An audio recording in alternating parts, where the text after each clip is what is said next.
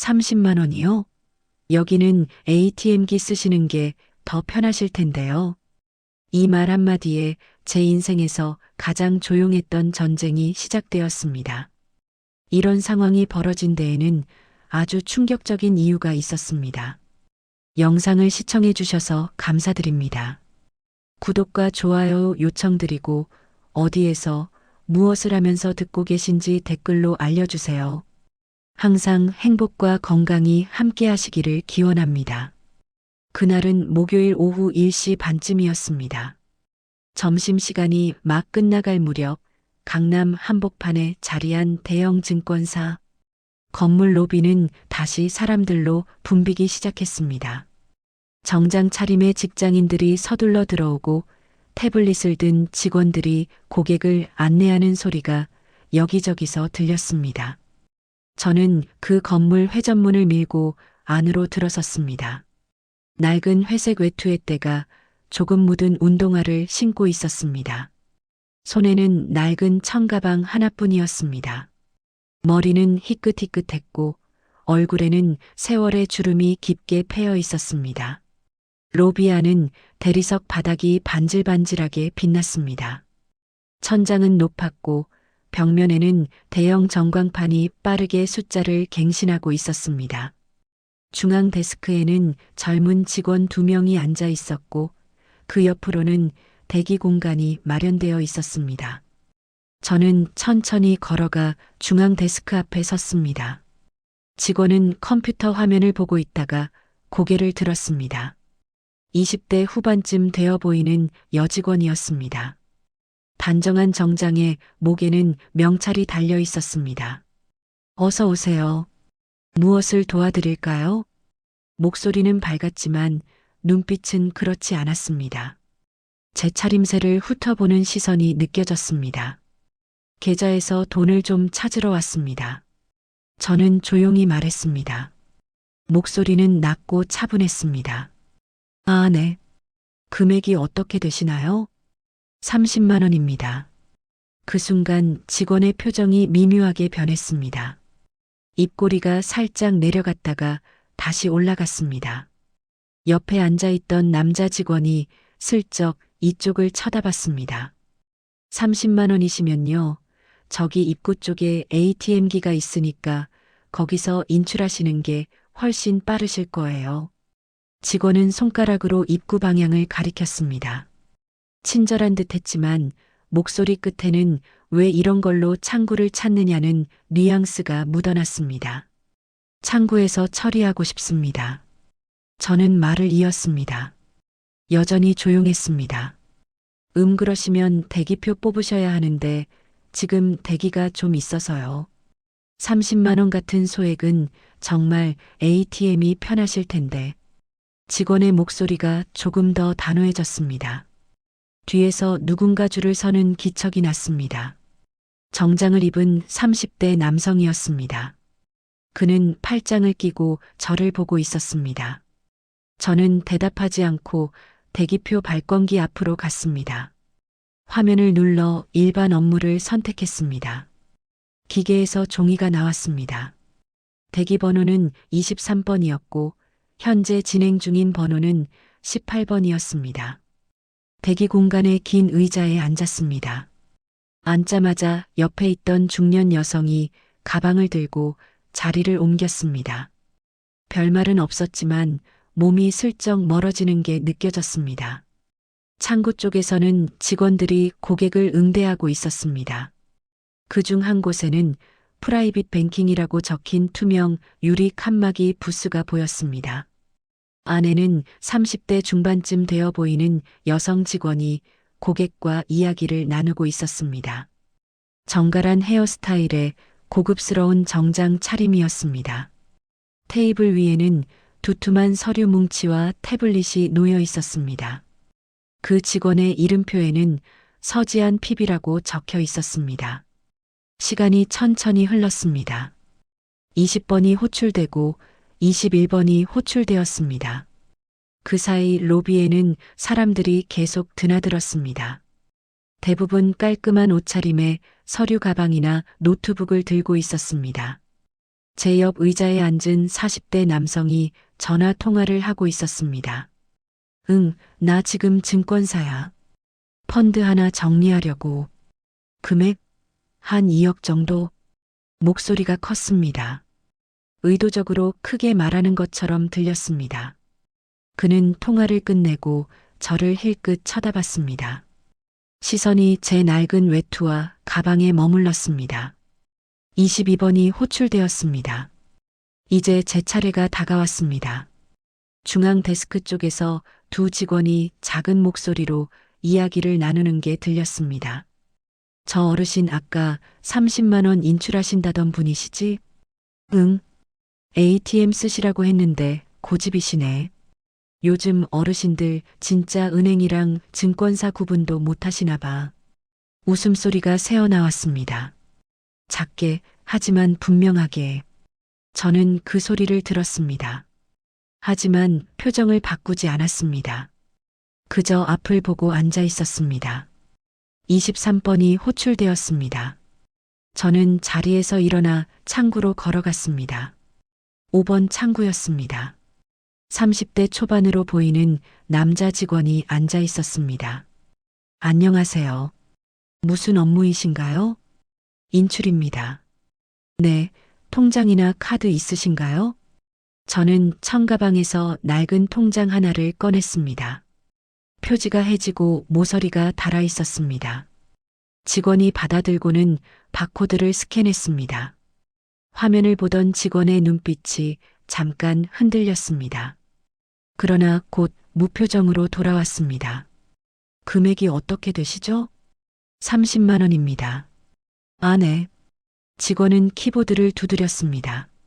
몇 초간 화면을 들여다보더니 고개를 들었습니다. 신분증 보여주시겠어요?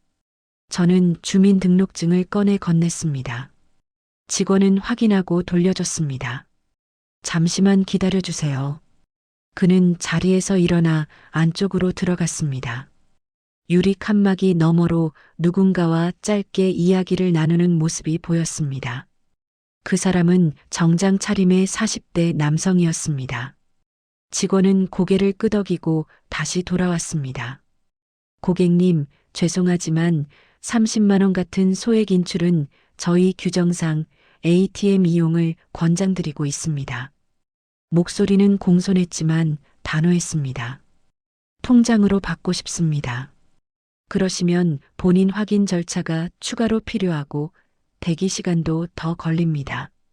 정말 ATM이 훨씬 창구에서 처리해 주십시오.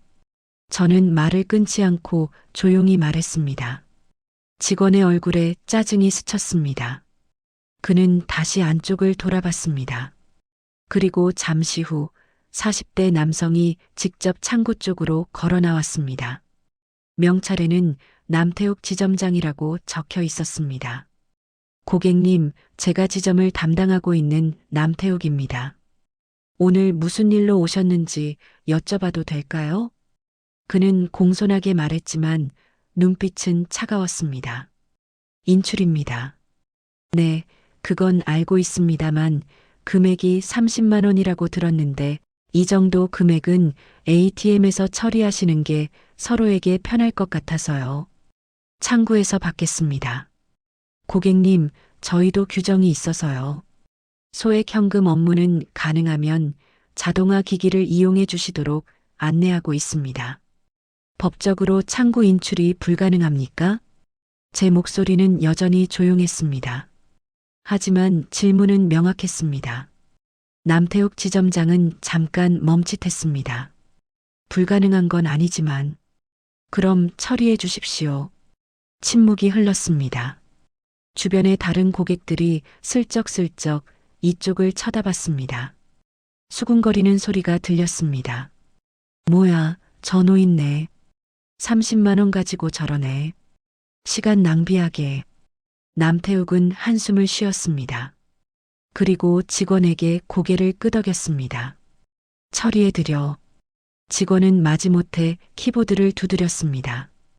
프린터에서 용지가 나왔고 서명란에 사인을 하라고 했습니다. 저는 천천히 이름을 적었습니다. 차무경. 직원이 그 이름을 보는 순간 표정이 굳었습니다.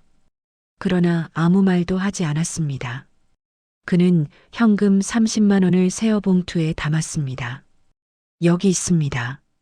저는 봉투를 받아 청가방에 넣었습니다. 그리고 자리에서 일어났습니다. 감사합니다. 고개를 숙이고 창구를 떠났습니다. 뒤에서 누군가 한숨 쉬는 소리가 들렸습니다. 로비를 가로질러 출구로 향했습니다. 지나가는 길에 서지한 PB의 부스가 보였습니다. 그녀는 여전히 고객과 대화 중이었습니다. 테이블 위에 놓인 서류에는 큼지막하게 포트폴리오 재구성 제안서라는 글자가 보였습니다. 저는 그대로 회전문을 밀고 밖으로 나갔습니다. 바깥 공기는 차가웠습니다. 하늘은 흐렸고 거리에는 사람들이 바쁘게 오갔습니다. 저는 건물 앞 인도에 잠시 멈춰 섰습니다. 그리고 주머니에서 오래된 휴대폰을 꺼냈습니다. 화면은 금이 가 있었고 케이스는 낡아 있었습니다. 전화번호 하나를 눌렀습니다. 두 번의 신호음 후 상대방이 받았습니다. 선생님, 젊은 남자의 목소리였습니다. 20대 후반쯤 되어 보이는 차분한 음성이었습니다. 저는 짧게 말했습니다. 준비해. 네. 오늘 정리한다. 상대방이 잠시 침묵했습니다. 그리고 조심스럽게 물었습니다. 전부 말씀이십니까? 그래. 알겠습니다. 전화가 끊어졌습니다. 저는 휴대폰을 주머니에 도로 넣었습니다. 그리고 천천히 길을 걸어 근처 공원 벤치에 앉았습니다. 하늘을 올려다봤습니다. 구름이 빠르게 흘러가고 있었습니다. 30만 원.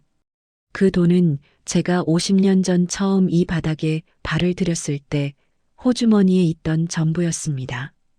그때 저는 아무것도 아니었습니다. 이름도 배경도 연줄도 없었습니다. 다만 돈의 흐름을 읽는 눈 하나만 있었습니다. 그 눈으로 저는 세상이 보지 못하는 길을 걸었습니다.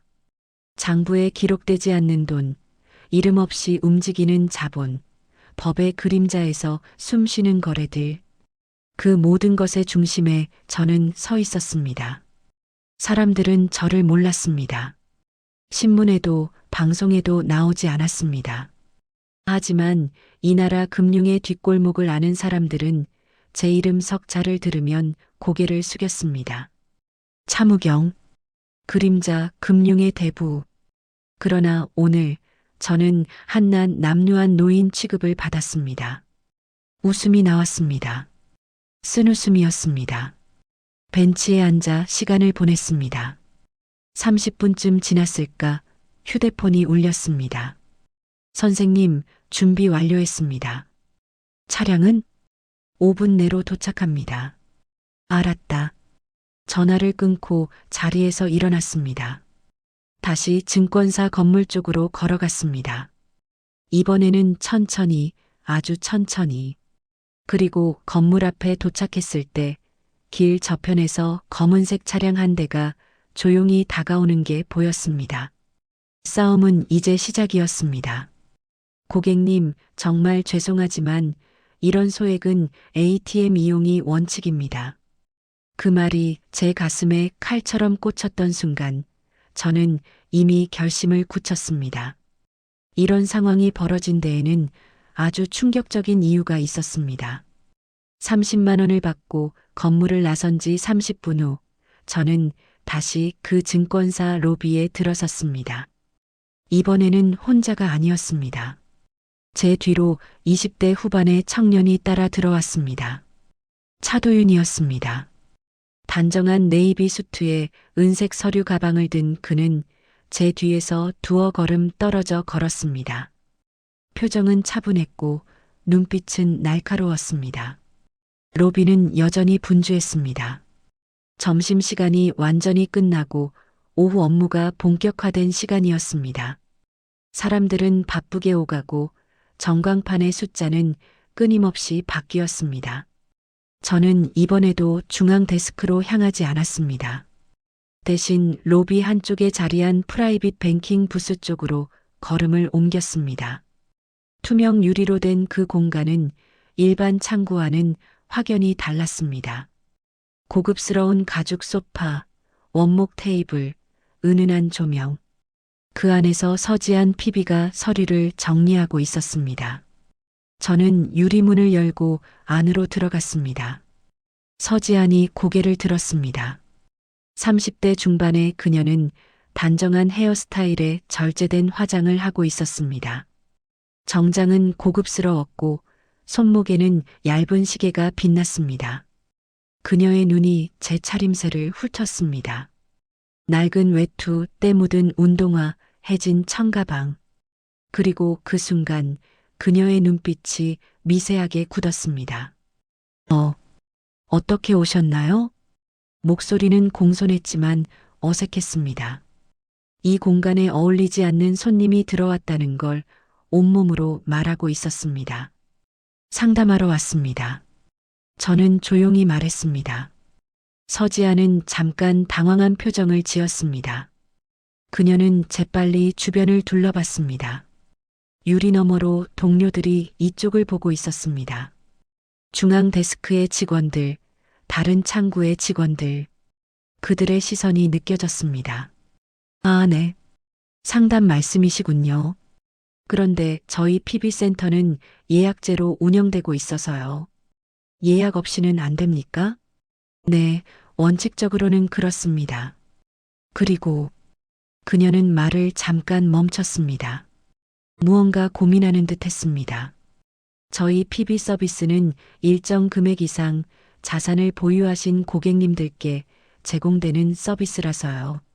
목소리가 조심스러워졌습니다. 하지만 그 안에 담긴 의미는 명확했습니다.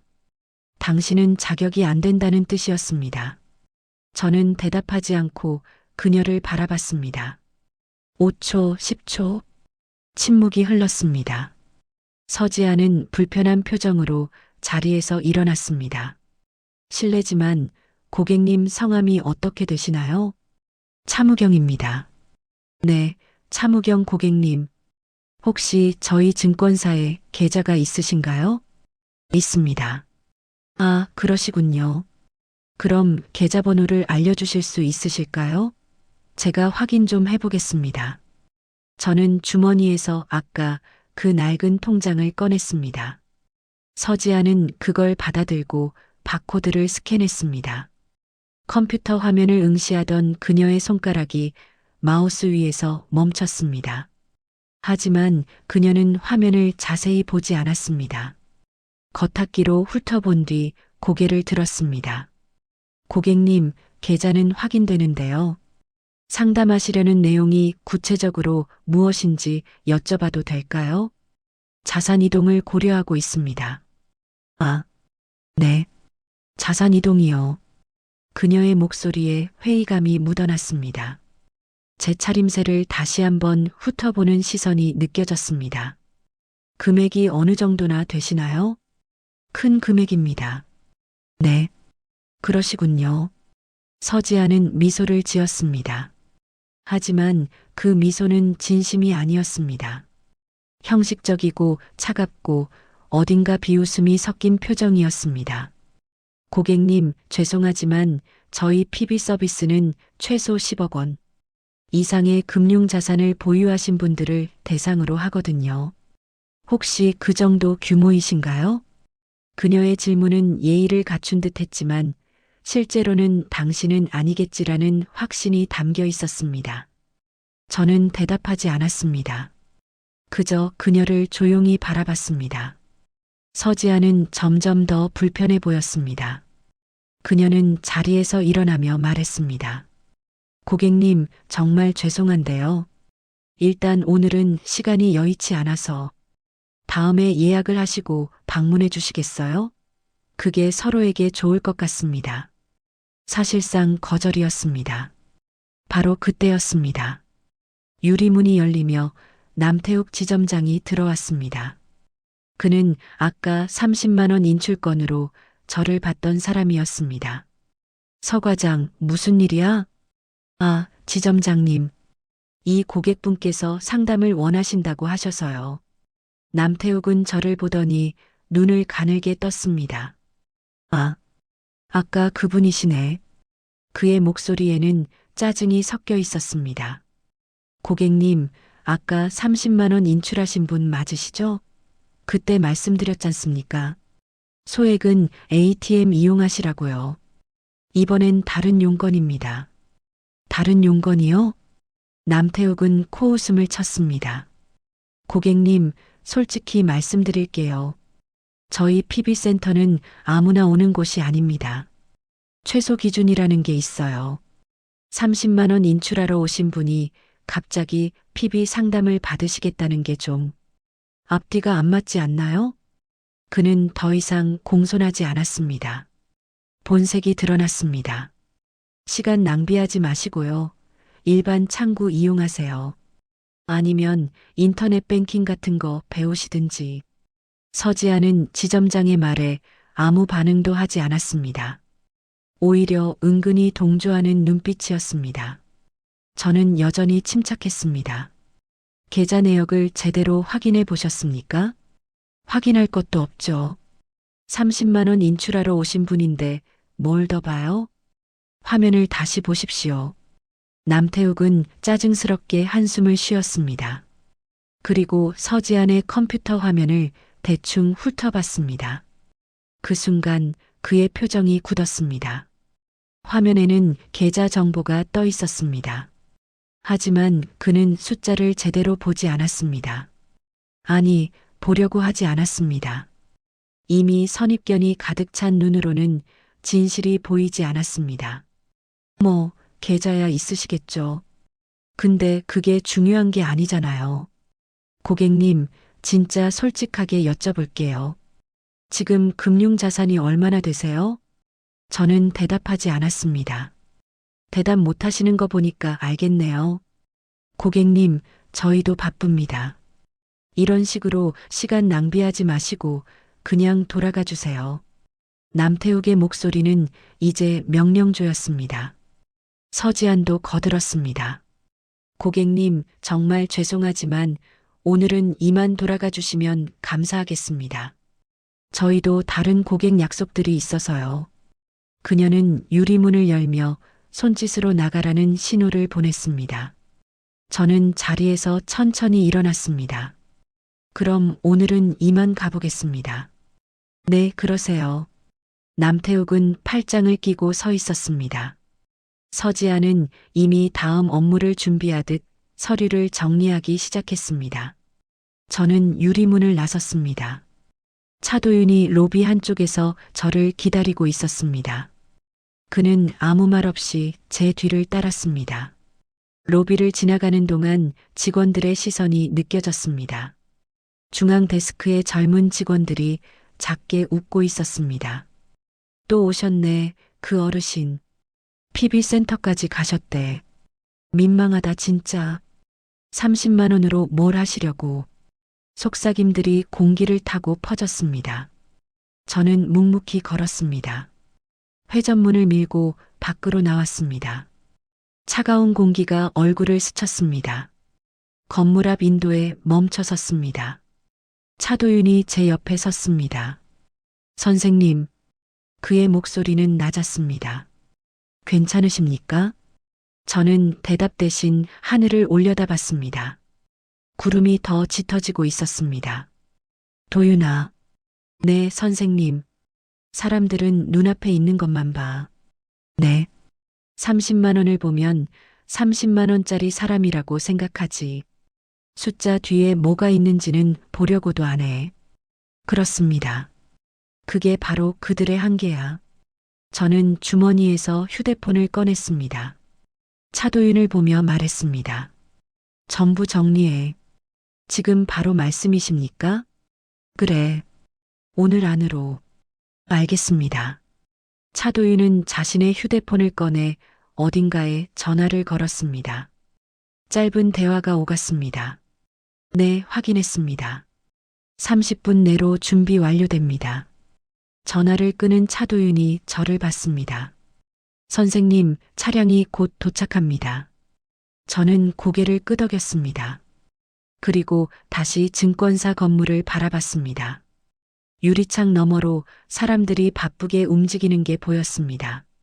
로비의 전광판은 여전히 숫자를 갱신하고 있었습니다. 서지안의 PB 부스에서는 다른 고객이 들어가 상담을 시작하는 모습이 보였습니다. 그들은 몰랐습니다. 서지안이 대충 훑어본 그 화면에 무엇이 적혀 있었는지, 남태욱이 무시한 그 계좌에 얼마가 들어있는지 그들은 확인하지 않았습니다. 볼 필요가 없다고 생각했습니다. 선입견이 진실을 가렸습니다. 하지만 곧 알게 될 것입니다. 30만 원이 전부가 아니라는 것을, 그 뒤에 무엇이 숨어 있었는지를. 저는 천천히 미소를 지었습니다. 쓸쓸하고 차가운 미소였습니다. 50년 전에도 나는 이런 취급을 받았어. 차도윤이 조용히 들었습니다. 그때는 정말 아무것도 없었지. 30만 원이 전부였고 그마저도 빌린 돈이었어. 사람들은 나를 비웃었고 무시했어. 저는 손을 주머니에 넣었습니다. 하지만 나는 그 30만 원으로 시작했어. 그리고 이 바닥 뒤편에서 제국을 쌓았지. 장부에도 안 나오는, 누구도 모르는 제국을. 선생님의 해안을 그들은 모릅니다. 해안이 아니야. 그냥 인내야. 그리고 저는 건물을 다시 한번 바라봤습니다. 기억이지. 기억 말씀이십니까? 응. 누가 나를 어떻게 대했는지. 그걸 절대 잊지 않는 거야. 바로 그때 검은색 제네시스 한 대가 천천히 다가왔습니다. 뒤이어 또 한 대, 그리고 또 한 대. 총 3대의 차량이 건물 앞에 일렬로 섰습니다. 첫 번째 차에서 40대 남성이 내렸습니다. 깔끔한 정장 차림에 서류 가방을 든 그는 저를 향해 고개를 숙였습니다. 선생님, 준비 완료했습니다. 수고했어. 저는 차도윤을 보며 말했습니다. 들어가자. 네, 선생님. 우리는 차에 올랐습니다. 저는 뒷좌석에 앉았고 차도윤은 조수석에 앉았습니다. 차량이 출발하기 전 저는 창밖으로 증권사 건물을 마지막으로 바라봤습니다. 서지아는 지금쯤 다른 고객에게 미소를 지으며 포트폴리오를 설명하고 있을 것입니다. 남태욱은 사무실에서 보고서를 검토하고 있을 것입니다. 그들은 여전히 몰랐습니다. 하지만 30분 후면 알게 될 것입니다. 출발해. 차량이 조용히 움직이기 시작했습니다. 제 손에는 여전히 그 낡은 통장이 들려 있었습니다. 50년 전 제가 처음 만든 계좌, 30만 원으로 시작한 그 계좌. 그 안에는 지금 5,127억 원이 들어 있었습니다. 그리고 그건 시작에 불과했습니다. 선생님, 정말 전부입니까? 전화기 너머 차도윤의 목소리가 떨렸습니다. 하지만 제 대답은 흔들림이 없었습니다. 차량이 증권사 건물에서 멀어지고 있었습니다. 저는 뒷좌석에 앉아 창밖을 바라봤습니다. 강남의 빌딩들이 스쳐 지나갔습니다.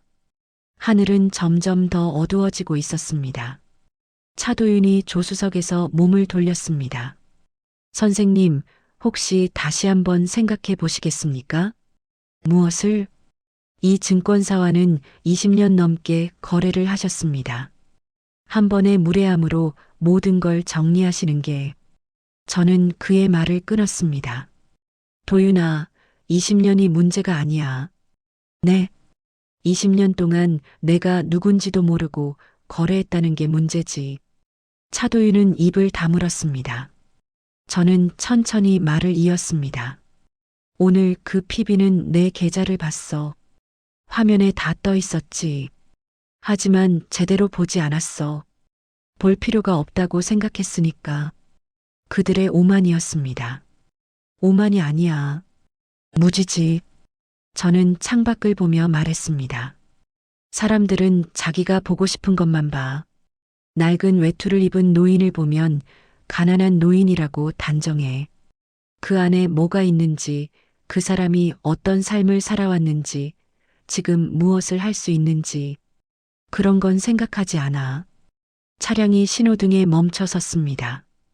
횡단보도를 건너는 사람들이 보였습니다. 정장을 입은 직장인들, 쇼핑백을 든 사람들, 학생들, 모두 각자의 삶을 살고 있었습니다. 선생님, 차도윤이 조심스럽게 말했습니다. 하지만 5천억이 넘는 금액입니다. 이걸 한꺼번에 움직이면 시장에 영향이 갈 수밖에 없습니다. 그래서 다른 거래처들도 동요할 겁니다. 선생님의 움직임을 예의주시하는 곳이 한둘이 아닙니다. 저는 고개를 끄덕였습니다. 알고 있어. 그래서 더 빨리 해야 해. 언제까지 말씀이십니까? 오늘 안으로. 차도윤의 얼굴이 굳었습니다. 오늘이요? 선생님, 그 규모를 오늘 안에 정리하는 건 불가능하지 않아. 자네가 준비해둔 경로들이 있잖아. 네, 있습니다만. 그럼 실행해. 차도윤은 잠시 망설이다가 고개를 숙였습니다. 알겠습니다. 그는 휴대폰을 꺼내 빠르게 메시지를 보내기 시작했습니다. 손가락이 화면 위를 바쁘게 움직였습니다. 저는 다시 창밖을 봤습니다. 50년 전 제가 이 바닥에 발을 들였을 때를 생각했습니다. 그때 저는 정말 아무것도 없었습니다. 빌린 30만 원과 배짱 하나뿐이었습니다. 첫 거래를 기억합니다. 작은 사채업자의 자금을 굴려주는 일이었습니다. 이자는 높았지만 위험했습니다.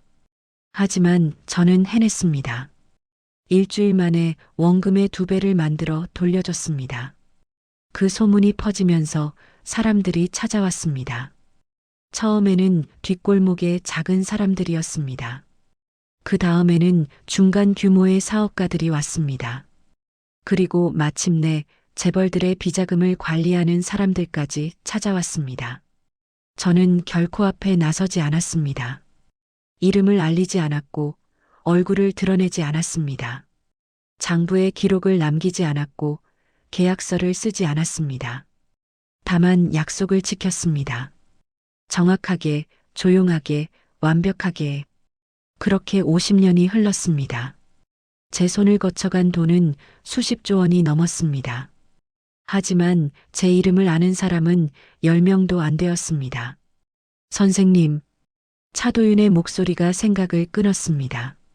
첫 번째 경로 확인했습니다. 2천억까지 즉시 이동 가능합니다. 좋아. 시작해. 네. 그리고 차도윤이 휴대폰 화면을 보며 말했습니다. 홍콩 쪽에서 연락이 왔습니다. 3천억까지 받을 준비가 되어 있다고 합니다. 수수료는 0.3%입니다. 괜찮아. 진행해. 알겠습니다. 차도윤은 다시 전화를 걸기 시작했습니다. 그의 목소리는 낮고 빨랐습니다. 전문 용어들이 쏟아졌습니다. 계좌번호, 환율, 시간, 경로.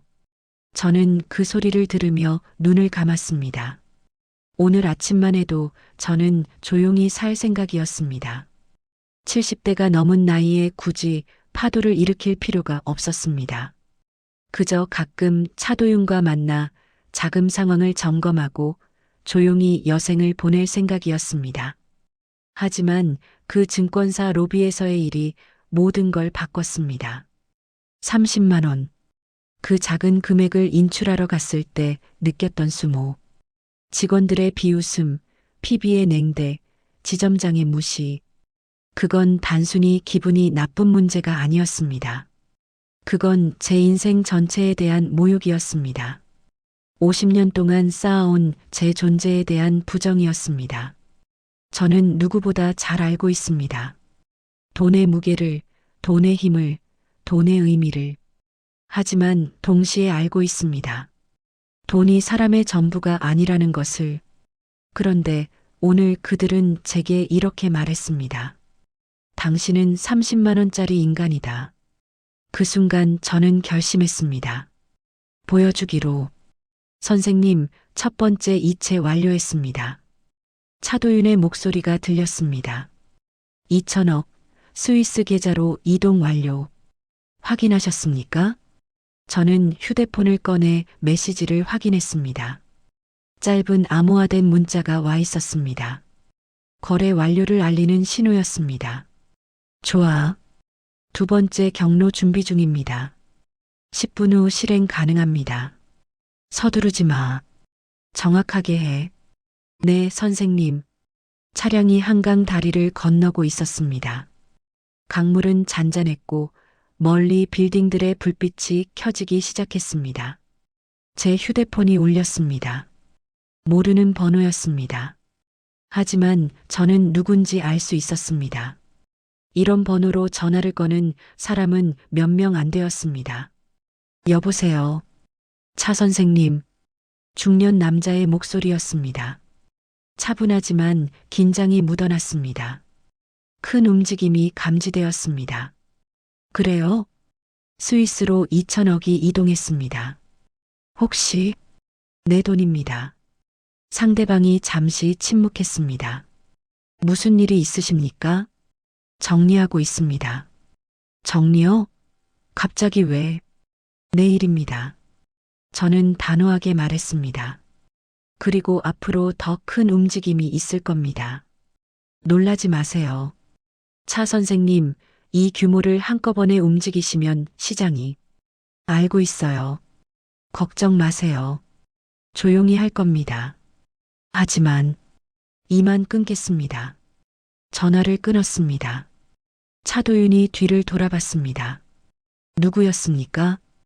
김 회장 쪽 사람이야. 아. 차도윤은 고개를 끄덕였습니다. 김 회장은 국내 10대 재벌 중 한 명이었습니다. 그의 비자금 상당 부분을 제가 관리하고 있었습니다. 벌써 소문이 났군요. 당연하지.